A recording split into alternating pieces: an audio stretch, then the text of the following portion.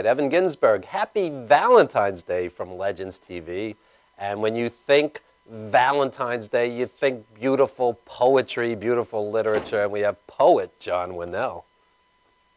Hello out there, folks. Show us the shirt, John. You always have interesting shirts. Yeah, this is fashion statement. This is the red Edgar Allan Poe shirt with the raven over here in the corner and some in front of some tree. It's I guess it's from some old drawing. It's I just thought it was in the spirit of Valentine's Day to have red. I mean, you know, after all, My Bloody Valentine, you know, so. When you think Valentine's Day, you think Edgar Allan Poe. That's right. Usher. And that's right. That's where all those wonderful relationships that I've had in the past. And of course, I tip my hat to all the lovely ladies out there. Right.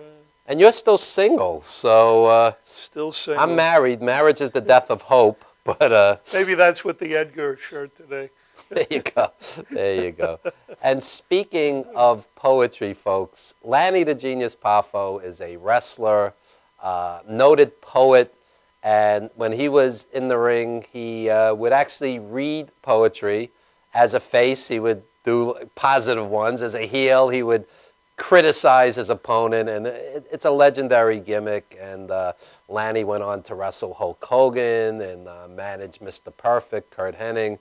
And we're going to show a little clip of Lanny doing a original poem, especially for Valentine's Day. And I think you're going to enjoy this. And Lanny, you know, he's going to be at the WWE Hall of Fame. Macho Man Randy Savage, who of course is his legendary late brother, is going to be inducted into the Hall of Fame. And Lanny's going to be doing poetry and doing an induction speech for millions and millions of people. So that's exciting, and that's in the very near future. So without further ado, on Valentine's Day, Lanny Poffo. If they invented Love Me Dust, I'd buy myself a ton. I'd dump the whole supply on you, and then we'd have some fun. You'd look at me through different eyes, and I'd enjoy the view. But I don't need a speck of dust to tell me I love you. Happy Halloween. No, happy Valentine's Day, Evan. If they invented Love Me Dust, I'd buy myself a ton. I'd dump the whole supply on you, and then we'd have some fun. You'd look at me through different eyes, and I'd enjoy the view. But I don't need a speck of dust to tell me I love you. Happy Halloween. No, happy Valentine's Day, Evan. If they All right. Our buddy Lanny Poffo, we were honored to have him as part of Legends TV, and he is a true legend in the wrestling industry. And speaking of poetry, John Winnell is going to do a beautiful set at the end, and this is your book. Tell the viewers a little about your book. Yeah, the book is a process of a number of years of poems that I've revised, some of them many times, and finally put it out. It came out in August, and it's available. I mean, I'm going to read a couple of things from the book. So it's various experiences. Some people have said it's, you know, it's really more like a New York City, a book of New York City poems, although I titled it Poems for Everyday People, meaning just for everybody. And I mean, after all, the city is populated with everybody. So that's really what it was for. And I felt, even though I have the cover is a shot of from the Hubble, the universe, it's still, you know, close to my heart. So they are, you know, the ones that I have left, which aren't many, you know, they're still available. If anybody's interested out there in television land, they can contact me. I mean, there are poems about different experiences. You know, some are composites of people, some are, you know, real life people taken from situations, and then observations. So they can contact me at my Facebook page, which is my name. Not, you know, I just wanted to keep it simple. JONWINELL at Facebook or at Yahoo. And yeah, I mean, people have been liking them. I've sent them. People have them on the coast. People, you know, California and here in New York, out on the island, people seem to like it. And on Valentine's Day, nothing better than poetry on a TV show. Very appropriate. And when you say poetry for everyday people, I know like a Walt Whitman or a Robert Frost, very accessible. And I find that many people, they'll say to me, oh, I don't like poetry. It's too hard. It's too confusing. It's too whatever. Well, what's your take on that? Well, I mean, it's, you know, poetry is like tea, you know. There are different types of tea and different kinds of poetry. And I mean, I try to make it accessible, and that's what people seem to like about the poems. You know, it depends on what you want to say. I mean, T.S. Eliot is accessible and inaccessible at times, and Ezra Pound, I think, is although there's accessibility and inaccessibility. I mean, it has to be, you know, I mean, I think to reach the most people, it has to be the most simple. You know, the Bible, I think, is poetic, and that everybody really responds to that. So. Okay.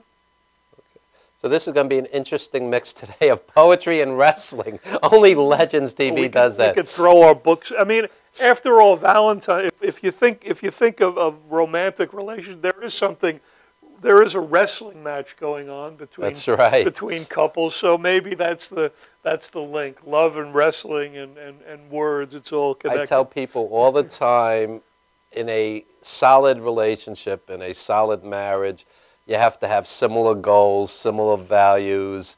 You have to communicate, trust. I think it's simple, but we make it more complicated than it needs to be. If one person wants to have 5 kids and one person has to have no kids, you're not on the same page. If one person wants a big house in the country and the other one wants a 1-bedroom in Manhattan, you're not on the same page. You have to have the same goals and values, I would think. Yeah, I mean, to get it to work, you know, of course. I mean, you have to have interests that is similar, and also, you know, I guess for people to make it work, you have to grow together too and have similarities, but be flexible like everything else, right? And you're also an avid moviegoer, and since this is an art show, give us a couple of recommendations. What have you seen lately? Oh boy, I loved American Sniper. I think that was just a comedy, right? Yeah. That was a thrilling experience, and, you know, of course, it's tragic. And what about the people that don't like the politics of it? Well, I haven't seen it, so. I mean, you know, I mean, it's sad because war is war is war. I mean, it is what it is, and the film is a somber look at you know, through war. I mean, you know, I mean, I think to be able to really fight in a war, you have to have certain politics, but it's easier to judge from the comforts of your home. But this brings you into the arena, and it's frightening and horrifying and ugly, and it's riveting. It's just wonderful. Any other films that I really liked? Recent films. I like Chris Rock's Top 5. That was a rave reviews. And of course, I don't think it's playing anymore. So. Wow. I went to see this movie, The Kingsman, last night, which was like a comic strip, which was just like comic strip violence, which was a bit much. But I'm trying to think what else. I love Birdman. Was a lot of fun. That was great fun. Michael Keaton. He's up for the Academy Award. Great fun. Great laughs. Big comeback for him. Yeah, I mean, that would be fun. It's fun to see. All those are fun. Just fun. Well, I don't know if American Sniper is fun, but it was certainly entertaining. I just watched a documentary on HBO that Whoopi Goldberg produced on Moms Mabley. Very interesting. Very interesting. Moms Mabley was a riot. My God. But she was very sharp also. There was a message there. She would dress up as an old lady and with, you know, outrageous clothing, but it was a gimmick. She had a lot to say. Oh, with the missing teeth, she was brilliant, Moms Mabley. And Whoopi, I don't know if Whoopi met her. I mean, I know that there was a connection. She was very influenced by her, very inspired by her. So funny. I mean, I never got to see her live. I knew people that did. I'm up at the Apollo, I guess, back in the, I'm sure. And Moms Mabley was openly gay back in the 30s, before it was, you know, all that common. Well, so she's very interesting hip. movie. Very interesting hip person, movie. Yeah. I mean, I hope that people would watch something like that. It's nice. I mean, I'm glad that people like Whoopi Goldberg are, you know, promoting people that most people wouldn't even know about, you know. So. Also great, Mr. Dynamite, James Brown documentary on Showtime. Tremendous. Warts and all, very honest. Well, the movie, the biopic was fantastic. Yeah, Get On Up, right? I mean, I think Mick Jagger had something to do with Get On Up, and had something to do I with... saw Get On Up, and my expectations were low because I was the biggest James Brown fan in the world. I worshipped him. And when I saw Will Smith play Muhammad Ali, the whole movie, I go, that's Will Smith. I never, but this was so well done. You thought this guy was James Brown. He was tremendous, tremendous. Very exciting. Yeah. Beautifully done. And that, of course, powerful movie. And I don't think it did well in the box office, which I don't understand. But you know what happens when something's a truly great work of art, like Get On Up? It's going to find its audience. It'll have a cult following. And the interaction with him and Bobby Bird, who was instrumental in his career and a true best friend, very, very powerful. It was a fantastic film. It was so much, I mean, I enjoyed it much more than they made a Clint Eastwood did Jersey Boys, which I like because I like the songs. But that was Get On Up was a better film. Get On Up was a much better film. It was captivating. It was exciting, and the music was, it was thrilling. I would see it again. We should do more of this because we're like the Siskel and Ebert for 2015.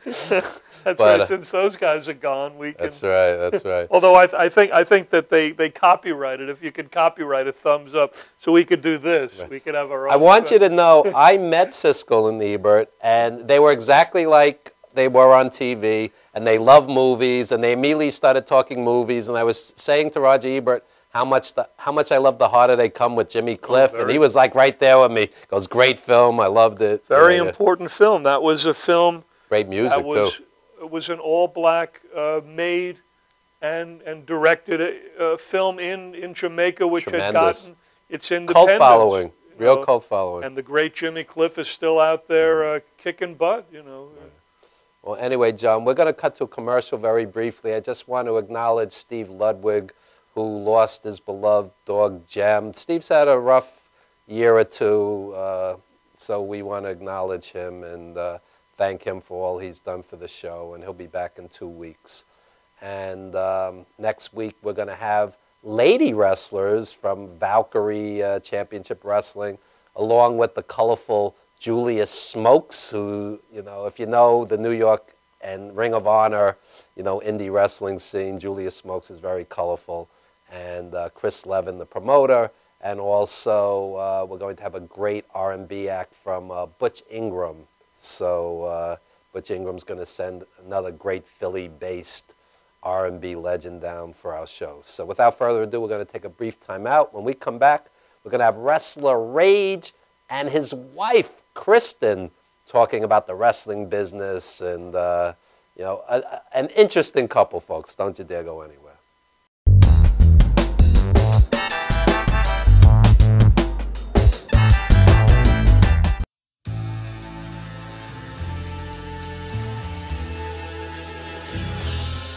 Being a fireman is more than just putting out blazes and giving kittens CPR. Sometimes my duty demands I fan the flames, like when a call comes in from a lady who needs immediate assistance. Maybe she needs help with a computer thing. Maybe she wants to go antique. Could be as simple as understanding that walking in heels it's hard. Aussi simple que l'été dernier à Paris. C'est sympa. Maybe it's ladies' night in, and she wants a simple, delicious recipe for margaritas with a twist. First, a can of limeade. Now hold on to this. You'll be using it. Side note, kittens make everything better. Next, add water.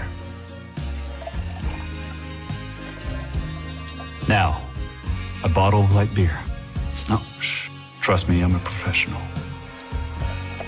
And last, and most important, Sauza Blue Tequila.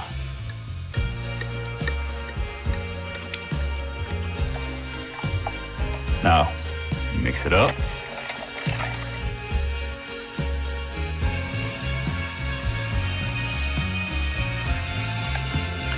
Ole. Yes, that's what I'm trained for. Whether it's to help her choose leggings or pants, telling her leggings are pants, or discussing leggings and jeggings versus pant pegging at her next ladies' night in, I'll come to the rescue. Don't call me a hero. Just call me. Let me know what time.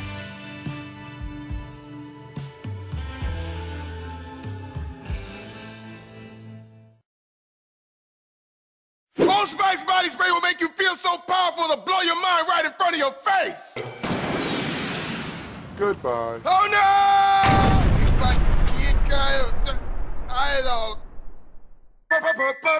Power! Automatic freshness, softness, and static control has never been easier with the Bounce dryer bar. I just stick it to the inside of my dryer, and I never have to remember. Oh, Old Spice body spray makes you smell like power! It's so powerful it sells itself in other people's commercials. You smell like outdoor freshness. You smell like power. Yeah, I do. Power! Power!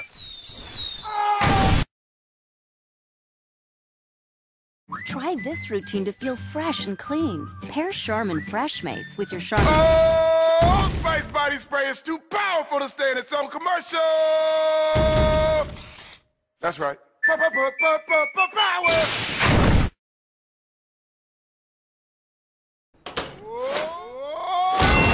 Old Spice body spray can change a regular smelling man into a man who smells like power!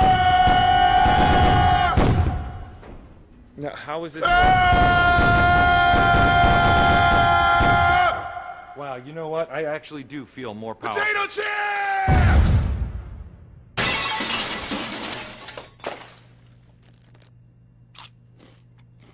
Power!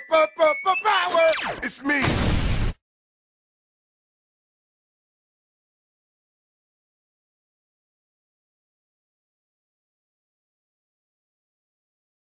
Are you planning an event and want to include entertainment, but you're not sure where to turn? Act1Entertainment.net has provided over 1,500 events with quality, affordable live entertainment at private parties, corporate affairs, festivals, bike rallies, and more. Act 1 will fit into your budget. They're friendly, reliable, and do all the legwork for you. They take all major credit cards. Log on to Act1Entertainment.net for a free, no-obligation price quote, or call 631-758-3505 for a brochure. You'll be happy you did.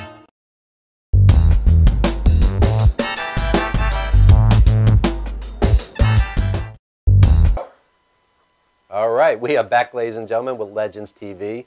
And in the spirit of Valentine's Day, we have a real-life married couple in Wrestler Rage and Kristen Lesser. How are you guys today? Good. How you doing? Very good. Great, great. So before we get into any wrestling, why don't you tell us how you guys met and all of that good stuff? Well, we've known each other for years. I've known him since I'm 13. Wow. Yeah. And actually started out as friends, best friends. Which is probably good. Really good, because that's what we always default on. I've always heard that you should be friends first, and people jump into relationships and they don't really know the other person, and you get to know somebody and respect them. And exactly. That's I think we're coming up on 20 years married. Yep. Wow, that's fantastic! Congratulations. Thank you. Wow. It's unusual these days. So, it's always got to keep it exciting, though, you know. Oh, that's good. Yeah. They say there's like a 50% divorce rate, so if you guys are doing 20 years and you're obviously happy, I think that's tremendous. I'm going on 5 years, I can't believe it. I never thought I'd get married. I got married late in life. My wife's Korean. She speaks like 8 words of English, so maybe that helps. We can't argue. Do you know Korean? No, not at all. Not at all. So there's nothing to argue about. And sometimes I wish I didn't know English. Right. So as a wife, you know this is a dangerous business, and not to bring things down, but wrestlers have been paralyzed in the ring. They've died in the ring. I mean, how does it feel as a wife to know that your husband is involved with something that's potentially quite dangerous? I can be honest with you, it's a little scary, but I'm confident in his training. He has excellent trainers, and, they go over everything. I'm always there before the shows and everything, so watching them, and it's like, okay, yeah, he's not lying to me. They do practice. They do know what they're going to do. There's a you have to be trained. You can't just like you can't just jump in the So ring. let me play devil's advocate. Okay. I'm confident in his training. He's an excellent wrestler. Thank you. I'm not quite as confident in the kid who's 18 years old that's in the ring with him who could potentially hurt him. Well, that makes me a little nervous. And that's why also when you are saying yes and booking shows and saying okay, you also have to kind of watch where you're saying yes to. You know, like he's always like, okay, well, who trained them? What federation is this? You know, and he's smart with that. And I think that's where the difference is a little bit with his age. He's a little bit older than these kids that just think they can just like go in the backyard, slam a, trash can and, think they're a wrestler. And, but it is, it's still very nerve-wracking. It is sometimes, because like you said, I know his training, I know, him, and then sometimes, I mean, if you've ever heard me tape the matches, I've been banned from it because I'm like, I make it like, oh my God, what is it? It can be a little nerve-wracking. So speaking of age, better. That's what they say. Wives should like race car drivers. Wives stay home. Yeah, wives stay home for that. Yeah, speaking of dangerous race car driving, guys will crash into a wall. I mean, over, boom. Yeah, it's true. So you mentioned age. There's a lot of ageism in the wrestling business. In fact, except for maybe the boogeyman, there's very few exceptions. Most guys over 30 do not, quote unquote, make it, which I think is quite unfair. In the old days, a lot of these guys did not peak until they were 35 or 40. They paid their dues for a decade or more, and finally they were on top. So you're totally behind your husband, you're totally supportive, but at the same time, the chances of truly, making real money at this are relatively slim, unfortunately. So what's your take on that? Well, actually, I mean, obviously, this is I don't want to say this is a dream, a side hobby. I don't want to say hobby. How would you say that? Passion, muse. There you go. I like that. Yeah. I like that. Right.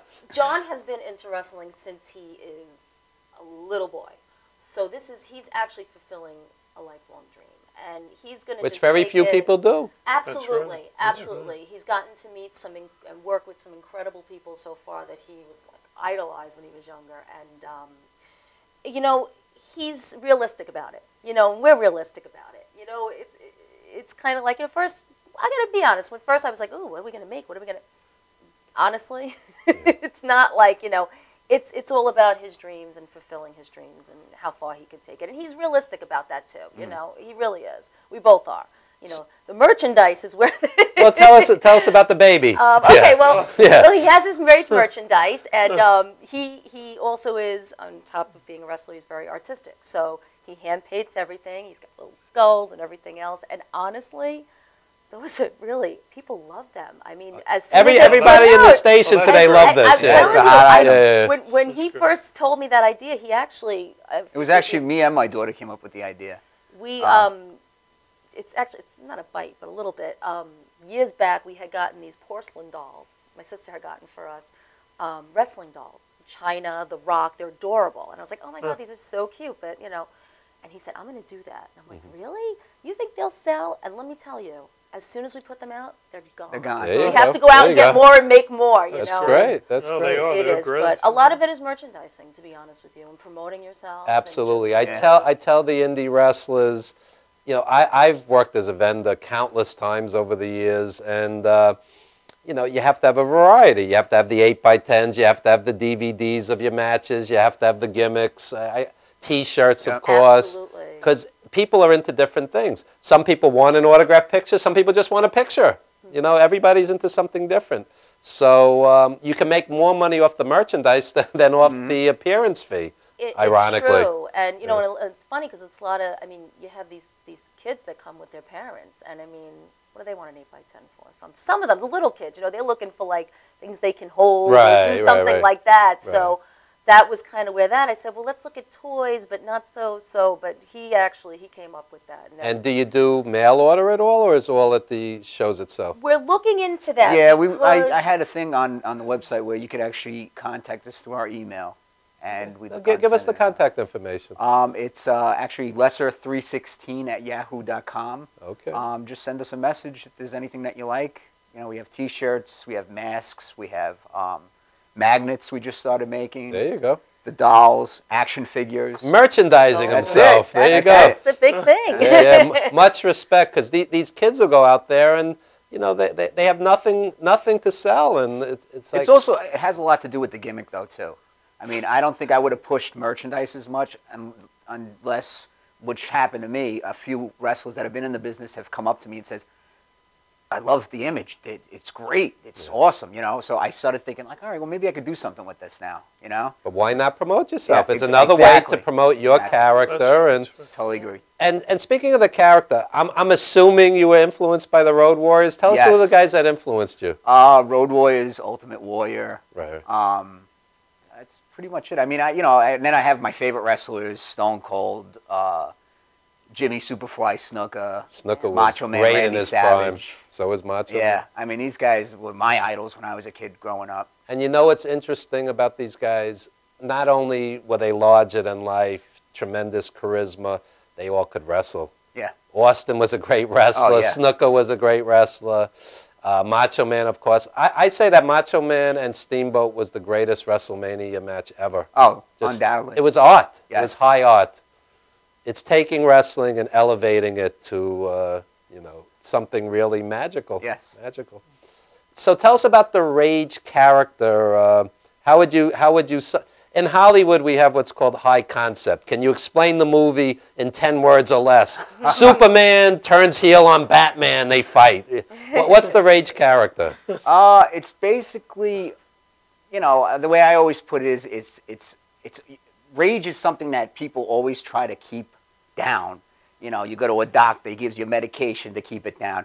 You know, you can't have any rage. I like to embrace it. I like to release it. And that's basically it. I mean, if you do it the right way, you know, it's okay. Okay, okay.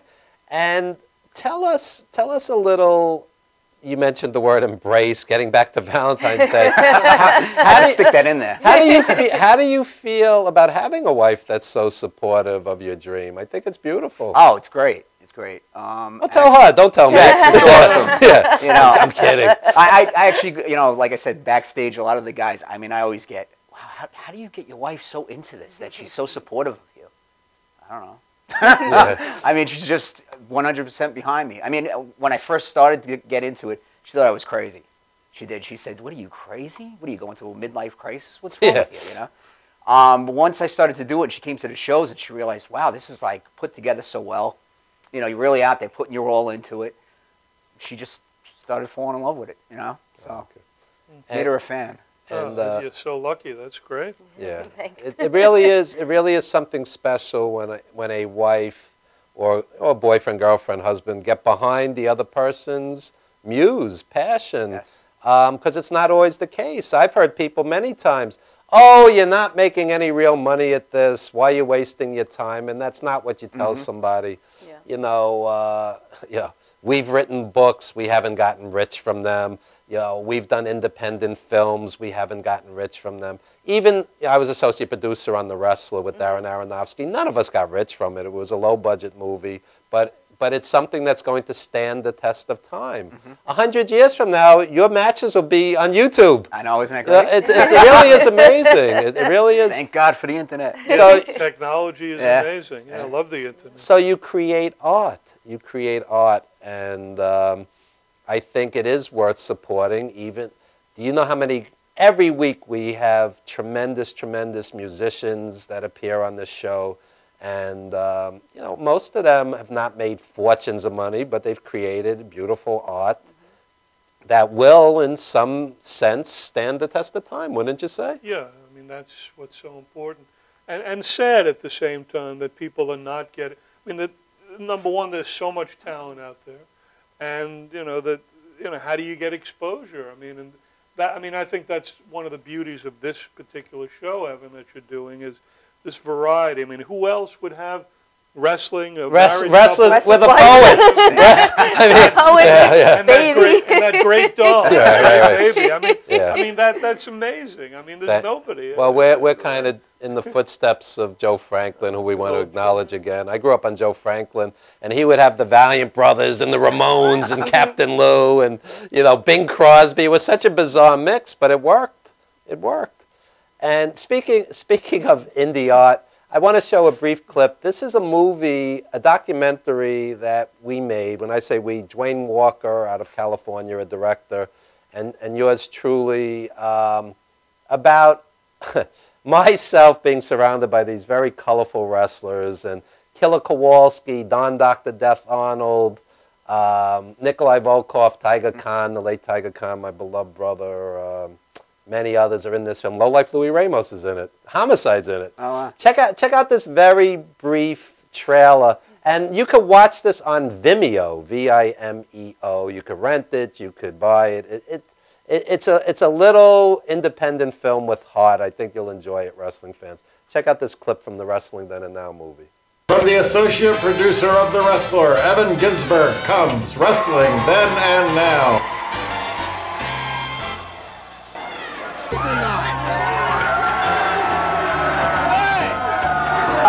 What? I think you look better with the mask on! Learn the super secret backstage moves of professional wrestlers. You know, he knows all those moves and can do everything, right? But innovative ways of dealing with sexual harassment. But I actually did make contact on his nuts, and it did hurt.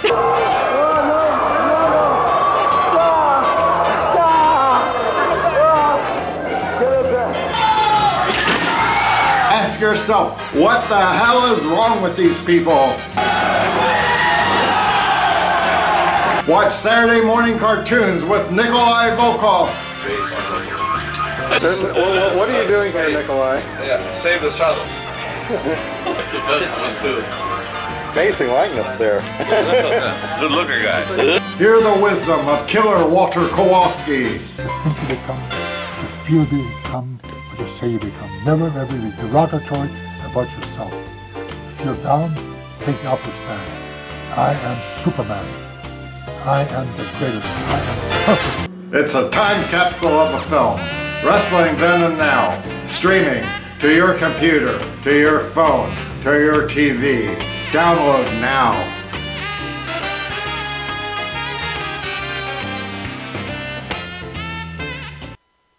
All right, we are back. So, folks, please support this heartfelt indie film. Support indie everything. And, Rage, you have some big matches coming up. Yes, I do. The first one I have coming up is February 28th for FTW. It's called Uprising. I'm going to be facing Just Incredible. He's great, and also a very nice guy. Yes. I mean, supposedly this year is his last year in professional wrestling. So I'm one of the lucky guys that's getting to face him. I think this is probably his last time he's going to be wrestling for FTW. And his wife is very supportive. She's Yes, always at she's the always shows there. with Absolutely, him. very Come to nice, think of yeah. it. And sometimes they even bring their son. The little Exactly. guy. They have three, but they bring the little guy. Yeah. So cute. and I like them. They're normal. You know what I'm saying? Yeah. It's like a Very nice down to couple, earth. down to Absolutely. earth. There were people in the wrestling business. It's like, you know, you wouldn't leave your wallet on the table. Like these are normal people. I like them. Yeah. So I also have a for the new division of independent wrestling, which is starting to come back. I'm booked on their show also on, sorry, I got a little notes here, March 15th. And that one I'm in a four-way match, which should be pretty interesting.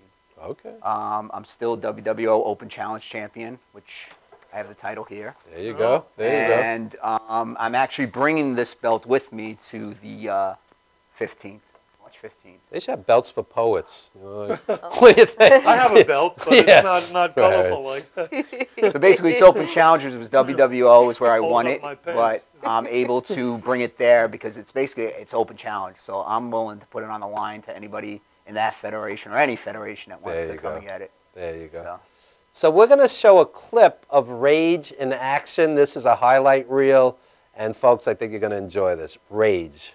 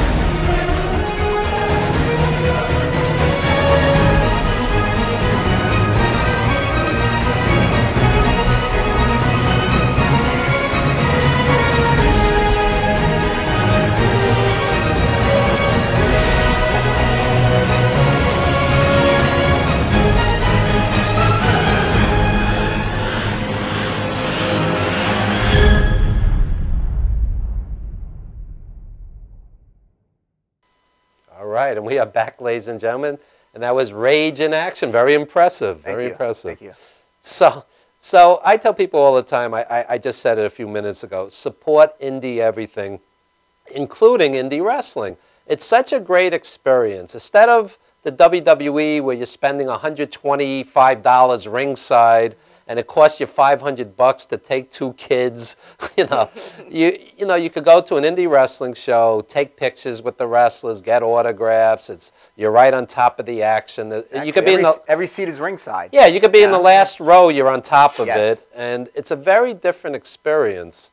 And as parents, tell the viewers what it's like for kids to, like, little kids to meet a wrestler, what that means.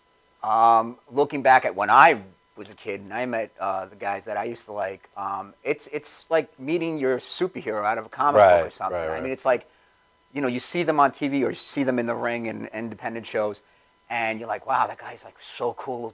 Look at what he did in the ring. And then 2 minutes later, you're standing there shaking his hand and he's taking pictures with you, getting you in a headlock or whatever. I mean, it's like the best feeling ever. When I was a kid, every once in a while, I'd stand outside Madison Square Garden, and it was interesting because Andre the Giant and Dusty Rhodes, who were beloved, wouldn't sign a single autograph for the kids, and Billy Graham, who was the heel, he's signing for everybody. He couldn't have been any nicer, so it was interesting. You really got a sense of who these people really were, and I've had people say to me, and this is, of course, a generality, but they said sometimes the faces aren't as nice because they need that applause, and the heels are very nice because they love getting booed, and it's just plain acting, So, like Lanny was just telling me that Randy Savage did tons and tons of charity for, kids with disabilities and things like that, and it's interesting to me that many times the greatest heels are the nicest people. It's true. I mean, my friends in the business, the Valiant Brothers and Nikolai and guys like that, they were generally heels. Oh, So, I used to go to the Ridgewood Groves Arena in Queens. I was there. And I remember Rocky Johnson was coming through and not bothering with anybody. He's probably a nice guy, but not bothering with anybody. And someone said, there's a wrestler in the parking lot. So all us kids went running out there. And you know who it was? It was Swede Hansen. Yeah, I remember him. He stayed in that parking lot way after his match, way after he was ready to go home, and signed everybody's little pieces of paper and autograph. Wow. And this is back when, I mean, he was a heel, big time heel. So it was pretty cool. Hansen wrestled Backlund, and Hansen wasn't a kid at that time. He wrestled Backlund at the Garden. Hansen was a big burly guy. He was a tough guy, legitimately tough guy. He was very impressive. I just want to say something, since you mentioned Swede Hansen. A lot of times in WWF, or even going back further, WWF, you saw these guys late in their careers, like Baron Cicluna, Swede Hansen, Butcher Paul Vachon, guys like that. And people perceived them to be, quote unquote, jobbers or mid-card guys, and they didn't know what glorious careers they had earlier. Johnny Rodz. Right? Johnny Rodz was tremendous. But I'm saying that's another guy. I mean, I remember when I got into it, he was on TV every day, getting pinned by Jimmy Snuka or whoever, but yet he's a great wrestler, Yeah, Johnny Rodz was one of the most consistently excellent wrestlers you'd ever see. He never had a bad match.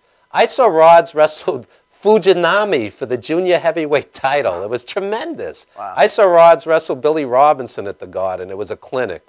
I mean, Rodz was great, absolutely great. So then you see morons on the internet, oh, he was just a jobber. They have no idea. And he taught some great guys who really made it in the business. I also think once you get into it and you actually become a wrestler, it's like watching TV. It's like, for instance, my daughter walked into the living room yesterday and said, "What are you watching?" I said, "I'm doing homework." She goes, "What do you mean?" "I'm watching, whatever it was that I was watching, one of the old matches." And she goes, "Why do you always call it homework?" I said, "Because back when I was a kid, I was a fan and I loved watching. I was entertained. Now I analyze, and I really get into it. And you really find out who the really great wrestler is on that TV." Well, the art of psychology. Today, you'll have kids on indie shows, they'll do 37 spots, no selling, no psychology. The the guy hits him with some devastating move, and then he gets up 2 seconds later. He's thinking about the next spot. And it's almost like watching a human video game. So you watch some of the old timers, you know, they would do something so basic like pull out a foreign object or do something behind the ref's back. Crowd, and the crowd would go out of their minds. Yep. So a lot of the legends, they would say to me, less is more. Yes. Less is more. It's always that way with everything. Besides, back in the day, these guys were wrestling till they were 50, 55, 60. Now these guys destroy their bodies by the time they're 35, 40. You know, it's like, unless you're on a pay-per-view, unless you're on a major, major show, why are you doing something that's going to potentially destroy your back, destroy your shoulders, destroy your elbows, whatever? And those guys you're talking about, they wrestled more than those older guys did back in the day, I think, as far as like... Back in the day, they wrestled, the top guys wrestled 350 days a year. Wow. I'm associate producer on a film called 350 Days. And we interview all the legends, you know, like Paul Orndorff and Snooker and guys like that. They were on the road 350 days a year. Talk about a strain on a relationship, a family. And that's a big part of this movie. Because when, You're still with me, right? Yeah. No, seriously, I mean, imagine, listen, honey, I can't make our son's high school graduation.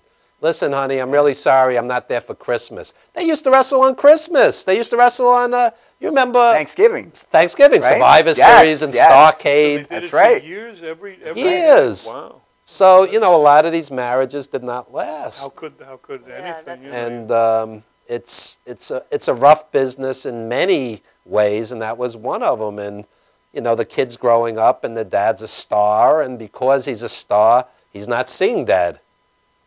Which is very, very hard, very hard.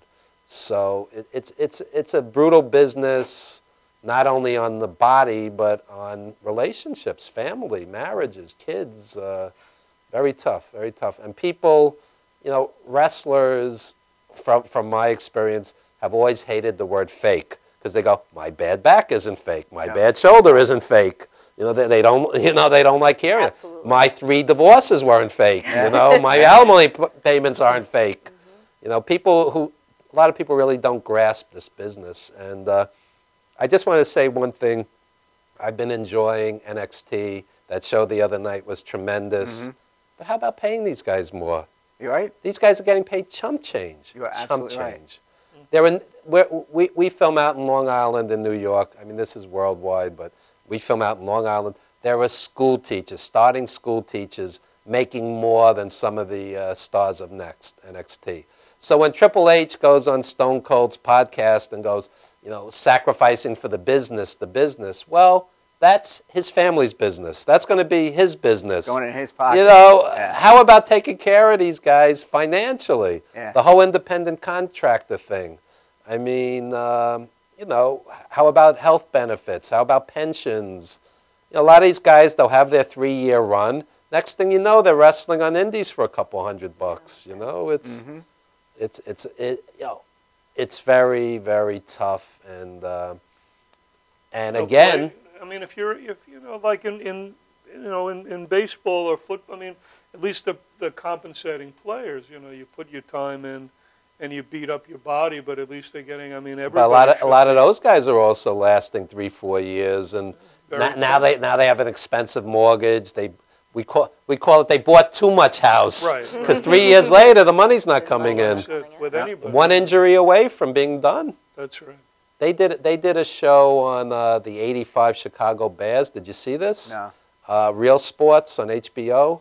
Oh my God! I mean. You know, one guy shot himself. Oh, wow. William Refrigerator Perry's walking with a cane. Right. One guy had early Alzheimer's from all the concussions. I mean, that's all the behind-the-scenes stuff that that now is starting to come to forefront. But people don't. You know, I'm sure in you fall on your back or something. Yep. That's painful. Yeah, I mean, in the ring. I mean, there's plenty of guys that I've heard stories. Luckily, thank God, it hasn't happened to me yet. But have gotten knocked out unconscious.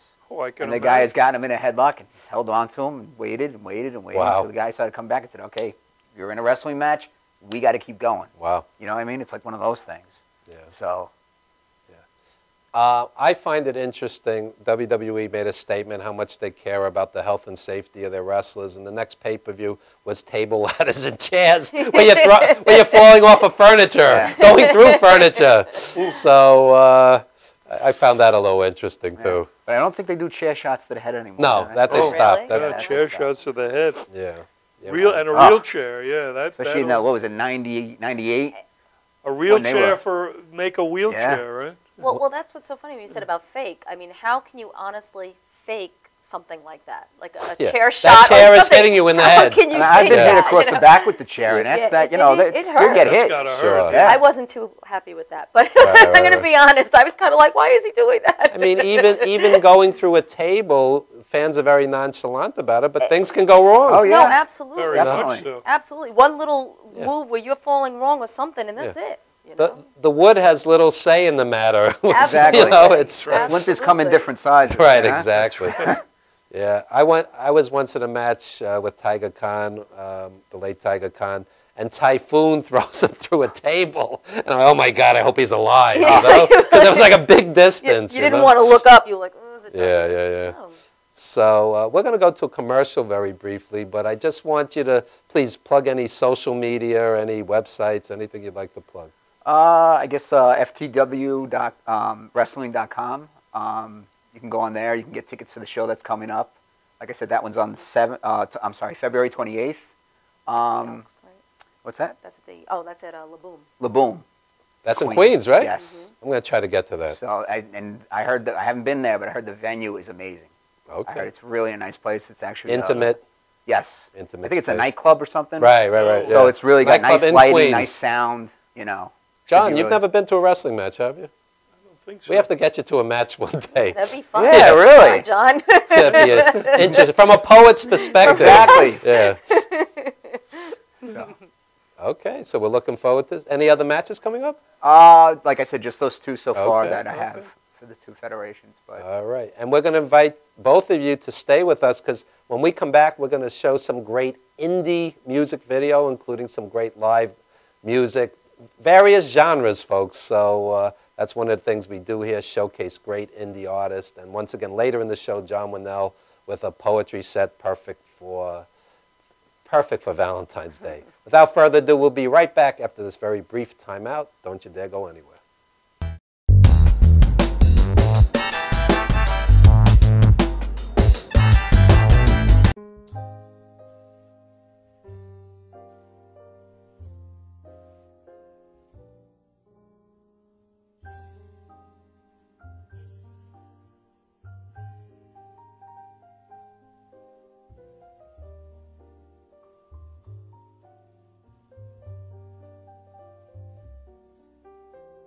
Hi, my name is Dr. Tom Dow. We have a multidisciplinary practice in Melville and Ronkonkoma, New York, and we treat patients with many, many different conditions, from newborns through geriatric patients with numerous different techniques. There's a technique and a type of treatment for every class of patient. We have them all here.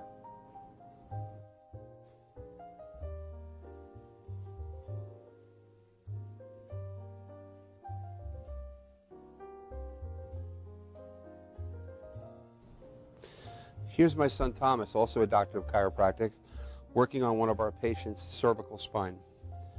This patient has had chronic neck pain for many, many, many years, has been to a multitude of different practitioners with little or no response.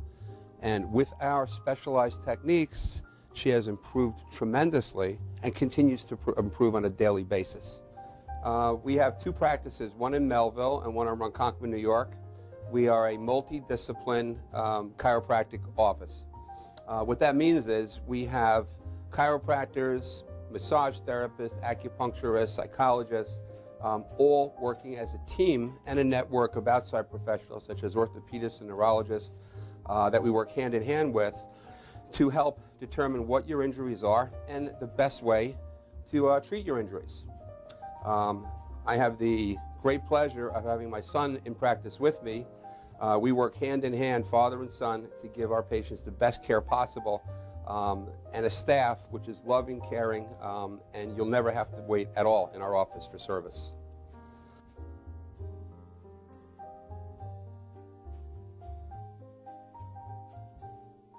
Many times, patients come into our office and they have what's called a soft tissue injury. Soft tissue injuries are like scars inside your body. If you've ever been cut on the outside of your body, you get a scar. The same thing happens inside of your body to your muscles and ligaments. So our job is to determine where those are, stretch the muscles, adjust the vertebra back into their correct position, and then refortify the normal structure with exercise. That's what we do best, and I hope someday you'll come see us at one of our 2 offices. Thank you.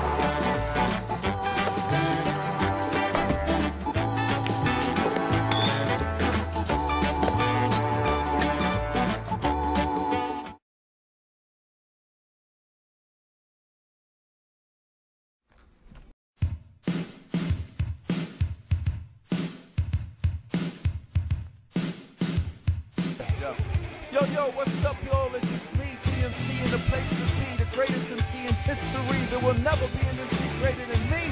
And right about now, the only place for you to be is with the one and only Madhouse TV. You are the man.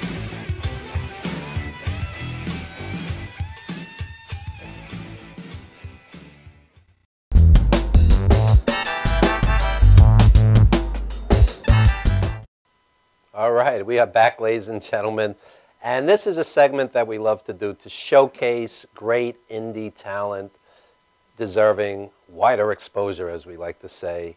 And the first video is from a friend, Ta from the Bush, who's a hip-hop artist based out of New York, and he is an insomniac. He's actually written a book about it. It's a tremendous book, and we want you to feel the vibe here. Is very interesting video, folks. Check it out, Ta from the Bush.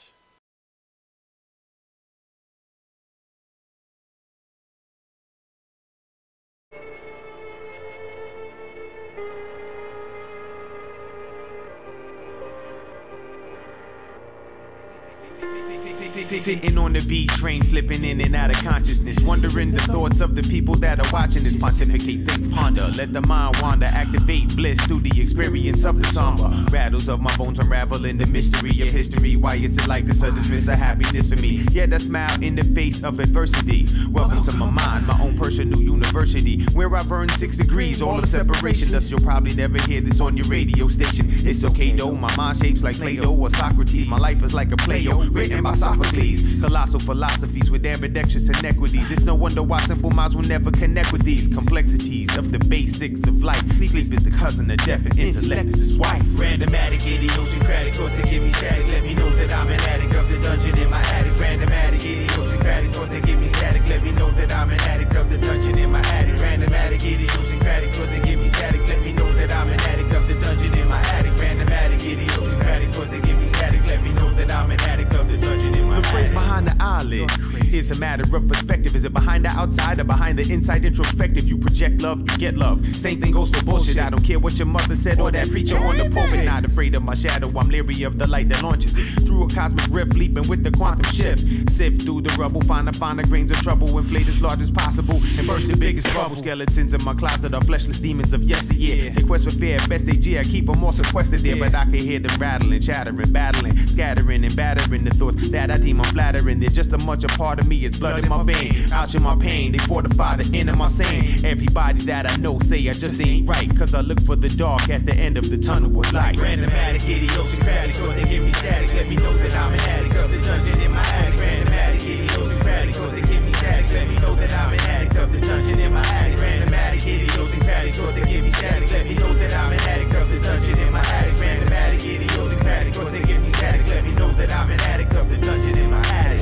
Prophase, metaphase, anaphase, telephase, mitosis of my thought cells puts me in the hella haze. Grows, split, and spread like wild disease. Roam the land like wildebeest. Please let this freezing me be free of these sleepless days, restless nights, eternal fights, boundless lows and reachless heights. My ideas have legs and wings. They fly and run into things with no sense of direction, just to spread the infection. I hope you never catch it, but if you relate, it's too late. You're in it for the long haul. Give your therapist a call, cause when you feel your chin hairs grow and see the wind blow, far from slow, your sanity's the next thing to go. So hold on tight and strap yourself in. The roller coaster on the ridges of your brain will now begin. Once you get on, you can't get off. You could try to force intelligence. It's expensive and sleeplessness is the cost. Randomatic, idiosyncratic, cause they give me static. Let me know that I'm an addict of the dungeon in my attic. Randomatic, idiosyncratic, cause they give me static. Let me know that I'm an addict of the dungeon in my attic. Randomatic, idiosyncratic, cause they give me static. Let me know that I'm an addict of the dungeon in my attic. Randomatic, idiosyncratic, cause they give me static. Let me know that I'm an addict of the dungeon in my attic. Randomatic, idiosyncratic, cause they give me static. Let me know that I'm an addict of the dungeon in my attic. Randomatic, idiosyncratic, cause they give me static. Let me know that I'm an addict of the dungeon in my attic.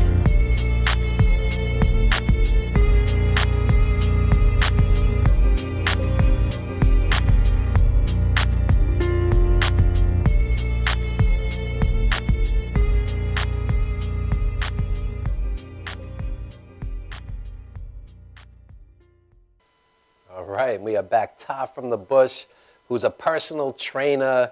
He's a writer. He's a producer. He's a hip-hop artist. He's a nurse. This guy is a very eclectic individual, folks. And, John, what do you think of Ta? Interesting. I mean, what comes to mind, of course, is nights where I can't sleep, where I can relate to that, with all of these thoughts and ideas whirling around my head. Right. So I can relate, and that beat is almost like, maybe like a heartbeat, just propulsing these ideas. You know, it's like, again, too much on the mind. So you enjoyed it? Yeah, I like the fan, like, you know, circling fan. It's like those old film noirs where the fan is going, the guy can't sleep, right? That's right. Yeah. Okay. Positive review. Kristen? I liked it. I find it interesting that you said nurse. I'm a nurse. Oh, okay. And I bet you he worked nights. That'll really just, ask John. Yes, I worked nights, and I would come home like, He actually said to me that there have been times where he couldn't sleep for like 3 or more days, and you start to hallucinate. Oh, absolutely. Wow. Yeah, absolutely. You need sleep. You need sleep. You have to shut down. And like I said, though, like I'm not on nights anymore. I'm evenings, but he'll notice, like, I'm up, and he's like, what are you doing? It's because I did 7 years a night, so wow. It really does mess with your circadian rhythm a little bit. But I liked it. Very interesting, very bright guy. I think nursing is a very honorable profession, helping people, and you know, my mom has nurses aides and such. She's in her 80s. She's not in great health, and you know, these people, you know, they work very hard and they're very caring, and they should be acknowledged. You have to love what you do. If you don't, you're not in the right. I mean, God bless you in the front lines, dealing with that terrible sickness and being strong for other people. It's very hard. Yeah, honorable. And teaching is an honorable profession. Absolutely. We were talking in the car. You know, the media, especially Fox, has turned teachers into public enemy #1. And I think until you, and I taught kids in the 80s, until you sit in the classroom with 35, you know, 6th graders trying to control them, absolutely. You know, it is not an easy gig. Yeah, they don't get the credit that they deserve. No, of course really, not. absolutely. You know, absolutely. Absolutely. Rage, what did you think of the video? I liked it. It was good. It was definitely good. You like hip hop? You like hip hop in general? You look more like a rocker. Yeah, more metal, you know. Right. But no, I listen to all music, so I actually enjoyed it. You know, I was waiting for the bed to start spinning. Yeah. All right. All right. So, but it was good. So unanimous. Yeah. Tar from the bush. Okay. And since you like rock, I think you'll enjoy this. Our buddy Dave Drayson Berzinski. I don't know if you're familiar with him. He was the original Chic's manager out in Detroit at Cobo and all the in the Detroit territory. And Dave Drayson submitted this. This is the Horse Cave Trio live. Some serious rock, folks. You'll enjoy this.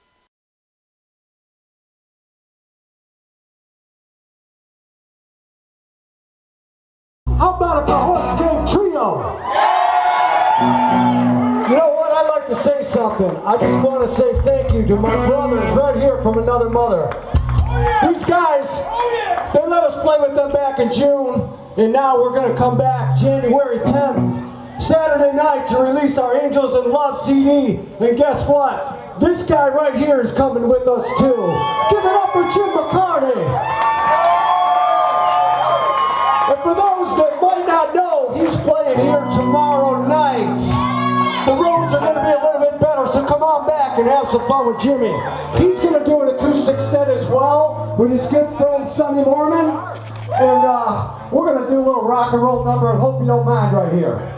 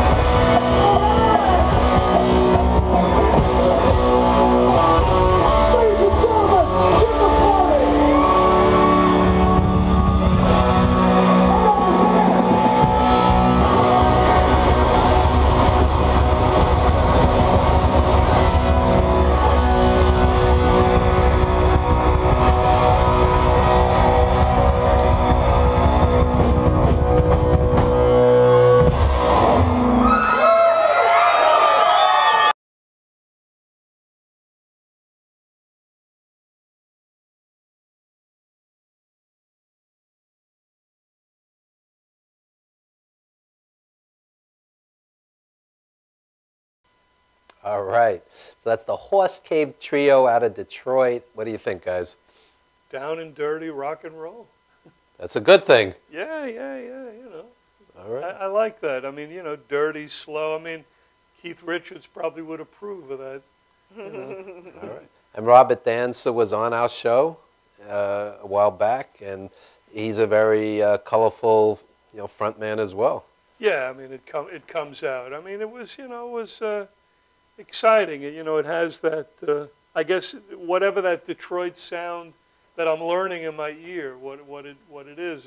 They pulled off a Detroit sound of a classic.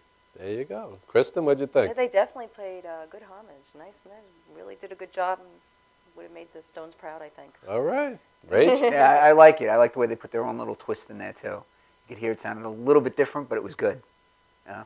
All right. Horse Cave Trio. Thanks again to Dave Drayson-Berzinski, a true friend of the show. And one more video, folks. This is from our buddy Cooley High out of New York. We love Cooley. Check this out live as well.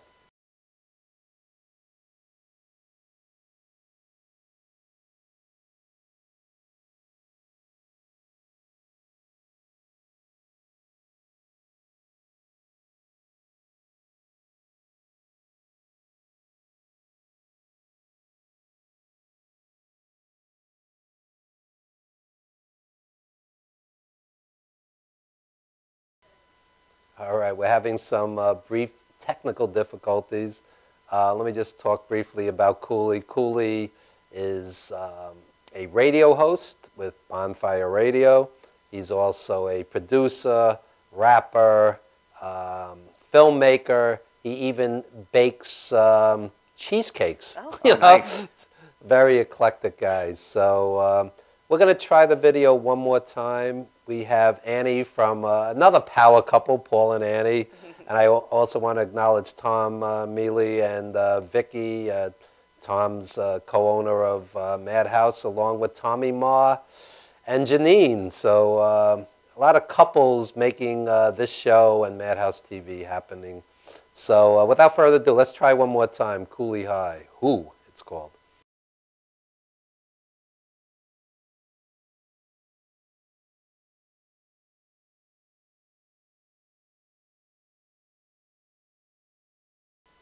All right. Unfortunately, and I like to say this each week, this is live TV, folks. Just like the 1950s, we roll with the punches. And unfortunately, there are occasional tech glitches. But Cooley has been on the show. In fact, I tell people one of the greatest live musical segments we ever had was Cooley High with Edwin Vasquez Musica. They just jammed, and we're very proud of that. So you could go to the archives and find some live Cooley High from Legends TV. So speaking of music, what are some of your favorite musicians, John? I'll throw out John McLaughlin and Miles Davis. Guitarist, yeah. Miles Davis, Charlie Parker, Carlos Santana, Yaja Heifetz. I'm going through the whole... yeah, that's pretty eclectic.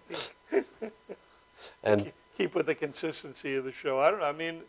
I think if it's good, if it's real, it's good, I like it. I mean, what's that? If it don't mean a thing, if it ain't got that swing, and all those people swing. That's right. It's so important. I'm going tonight to the 70s Soul Jam, Stylistics, Dramatics, Delphonics, who else? The Manhattans and Blue Magic. I love Blue Magic. I just love those guys.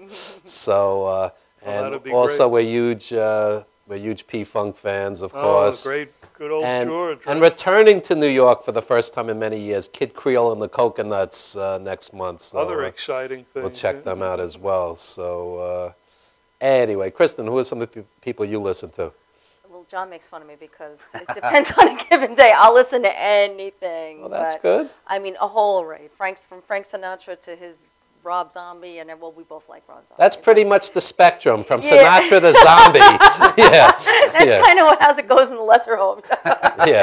But we just like all kinds of music. So I mean, I can't really pinpoint. It depends on the day. I mean, he likes movies and TV. He loves it. He could sit there and talk for hours with you about it, and I'm just like, okay, let's put on the radio. All right. So. I love the long form dramas. We were talking before.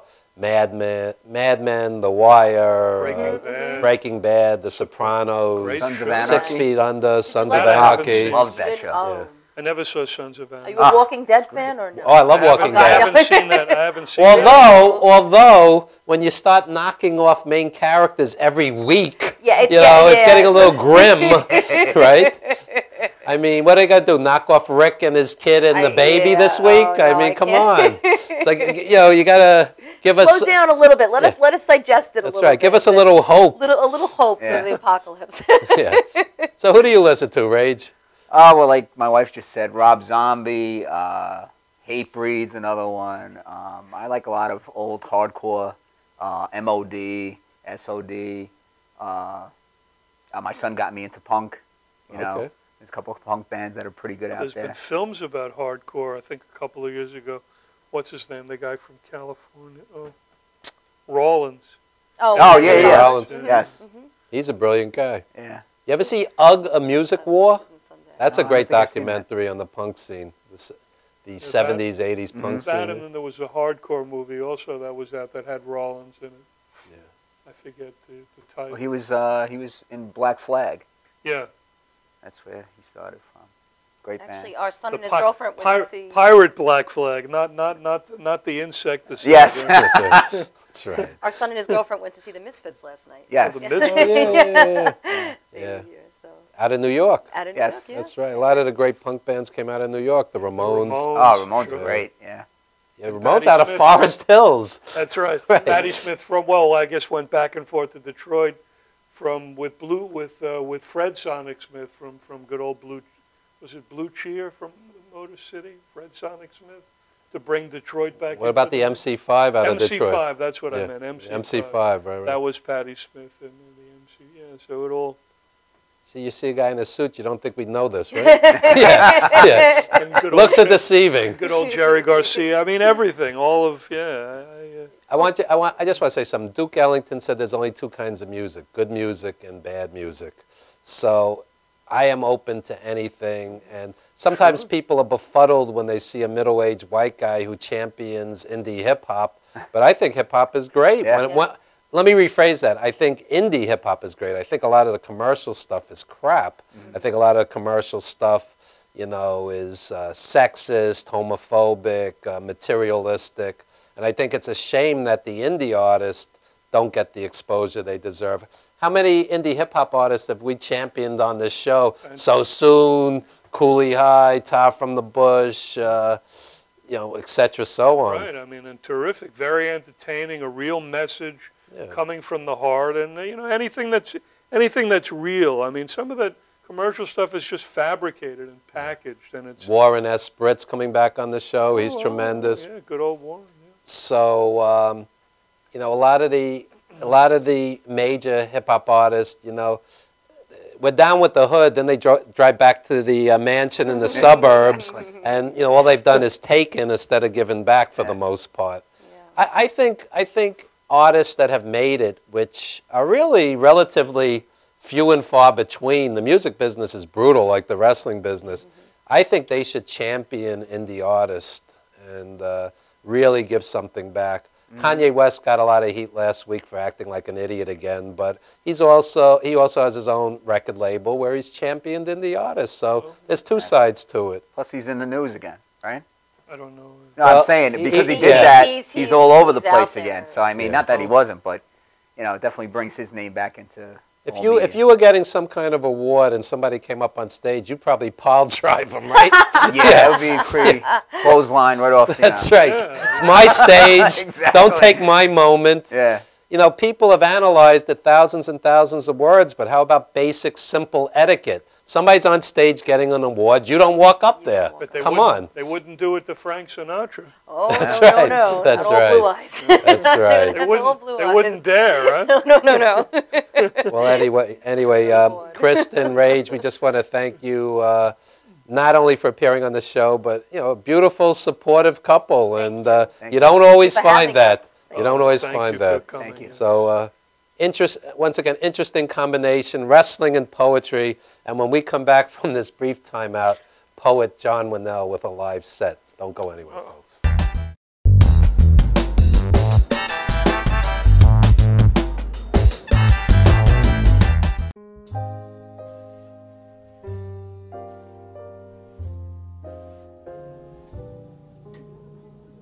My name is Dr. Robert Brevard.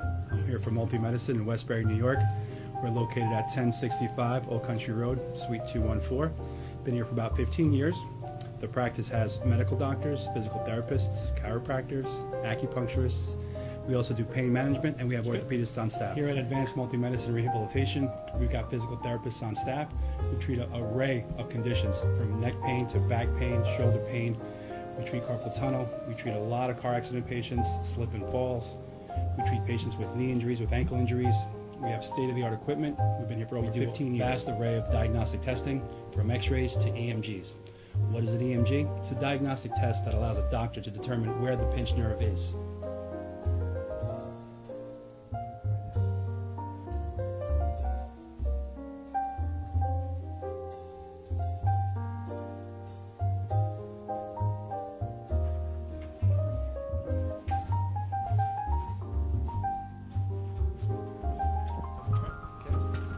Cora is a physical therapist at Advanced Multi-Medicine and Rehabilitation. She's working on Stephanie, who was involved recently in an automobile accident. Stephanie has tight thoracic and cervical musculature, and Cora is doing some myofascial release work and some therapeutic stretching, doing it to help her with her pain. Vicky is also a patient here at Advanced Multi-Medicine and Rehabilitation. Vicky is now working her leg muscles, specifically her quadricep muscles, trying to strengthen them after an injury she sustained.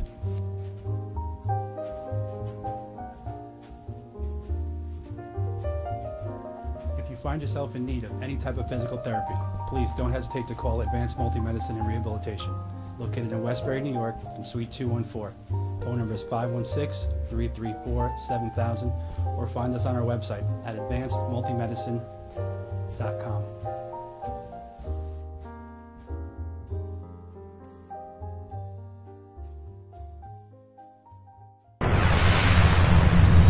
Hi, I'm Tom Mealy from Madhouse TV, and when I'm not at the studio, I'm here at the Harrison Law Group. This is my real job.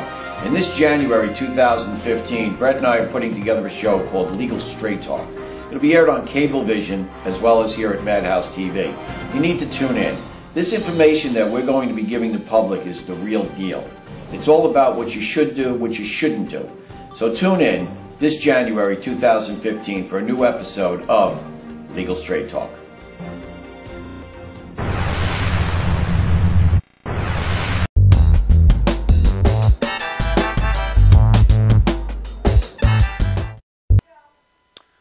Okay, happy Valentine's Day.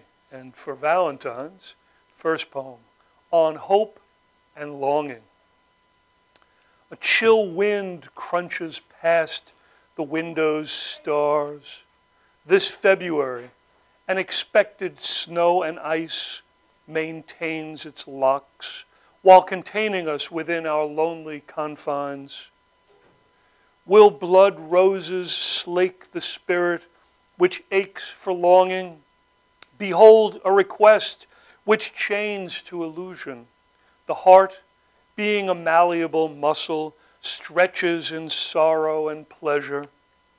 Cupid, that mischievous angel, pulls his bow to release a tender arrow, and the day becomes brighter with hope as pleasure shows her face and melts into midnight. This is one from the book. She tells me she's leaving. Tomorrow I'm going back. For 6 months, maybe forever and a day. I embrace her aromas like liquid, each wink, each layer of deception, a stranglehold on time. I hear the water running. She's in the bathroom, putting on her makeup. I wait, watch the street from the window, brushing aside the burgundy curtain. The flavor of the moon blinks inside the apartment. Tomorrow is a long time, isn't it? When we were younger, days lasted a lifetime, seconds moving into hours. I watch her in the mirror. She catches me and smiles. If only we were young again. Whistle stops along the highway. The night grows cold like the quiet steps of a panther, eyes glowing, sniffing air between the reeds. We sit beneath a glaring moon, burning holes in all our dreams. I, the jester, singing lonely tunes while you offer sweet scent that disappears as dewdrops on petals of the wind. Whistle stops along the highway, just passing through town after town, a raging boogaloo baby. Dance with me along the edge of the river. The water shakes and reflects all that passes, beckoning to carry all time's wonders. Days fracture as frozen glass. I sit by the window and listen to the scratches, as a cloud that's never content as when it's filled with water. What is the color of freedom? Gray splintered concrete, glistening sparkle like pearl stones on the bottom of a blonde ocean floor. Sunlight golden paints pine needles green, ice clinging clear, snow white petals that fade as dawn blows tapestries past shuttered windows. Faces captured in stone, eyes blue, gray, brown, black as night, an eruption of smiles as music struts along a subway platform. The city belongs to you and me, with all its magic boiling in a stew, as birds returning to nests open their beaks and feed their young. Time is a distant lover. Gray morning's mist covers blue. Another day, week, month, passing the breath of buildings, steel graveyards. Walking in the rain is feeling the city cry, all its collected sense, thoughts, sweat dripping over stone and skin.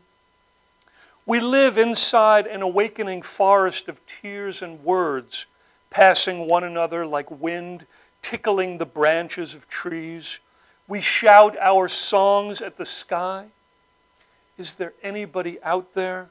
We grasp at pillars of light for meaning, connection, while suffering in the pain of daily life. As a tortoise who scrambles on the beaches of its birth to reach the cool gray ocean's tooth, forever fighting against waves and sharks, we strive for tropical return.